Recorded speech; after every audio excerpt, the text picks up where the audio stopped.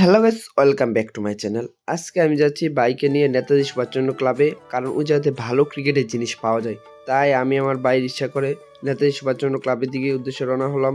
যাওয়ার পথে রাস্তার ভিউটা খুবই সুন্দর, কিন্তু একটু পরেই এত ভিড় শুরু হয়েছে, মানে যাওয়ার অবস্থা নাই, রিক্সা চলার অবস্থা নেই, এত পরিমাণ ভিড়। কিন্তু তবু আস্তে আস্তে করে যাচ্ছে রিক্সা। নেতাজি সুভাষচন্দ্র ক্লাবে আসার পর দোকানই খুঁজে পাচ্ছি না, তাই কত ঘোরাঘুরি করা মানুষকে জিজ্ঞাসা পর দোকানটা খুঁজে পেলাম শেষ পর্যন্ত।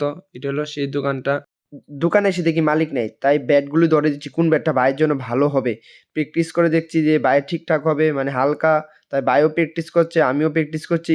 কিন্তু একটু পরে মালিক এসে বলল, তোমাদের কী লাগবে? আমি বলেছি ভাইয়ের জন্য ব্যাট লাগবে, ডিউজ প্র্যাকটিস করে সব কিছুই লাগবে, নেবো, তুমি এক এক করে দেখাও। কিন্তু মালিক বলে এগুলা ডিউজের না, এটি টেনিস ব্যাট, তাই ডিউজ ব্যাট তোমাদের দেখেছি, তাই বললো দেখাও। তারপর হেলমেট সব কিছু দেখালো। দোকানে এসে সব কিছু পেলাম না, যা কি পেয়েছি সেগুলো নিয়েছি, আর বাকিগুলা বলে দিয়েছে যে বই মার্কেটে, নতুন বই মার্কেটে এটার থেকে নিয়ে নিতাম। তাই বেরিয়ে পড়লাম।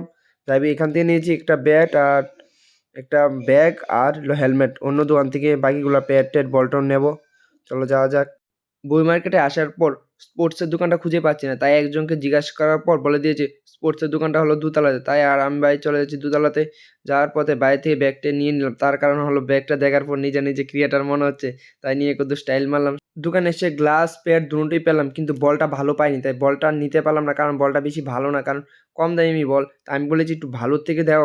তিনি বলেছে বলটা নাই এত ভালো, এটাই আছে, এটাই নিতে হবে। আমি বললাম তাহলে থাক, আমি আরেকজন থেকে নিব। তাই চলে এলাম। কিন্তু আজকে তো আর নেওয়া যাবে না, কারণ আমার মাস্টার বাড়ি যেতে হবে, তাই বাড়ির দিকে রওনা হলাম। যাওয়ার পথে খিদা লেগেছে, তাই আমি আমার ভাইয়ের টিফিনের দোকানে এলাম। আর টিফিনের দোকানে দেখতে পাচ্ছি কি পরিমাণ ভিড়। টিফিন করার পর এখন বাড়ির দিকে রওনা হলাম। আছে ব্লগটা এখানে শেষ করছি। Tata, bye bye.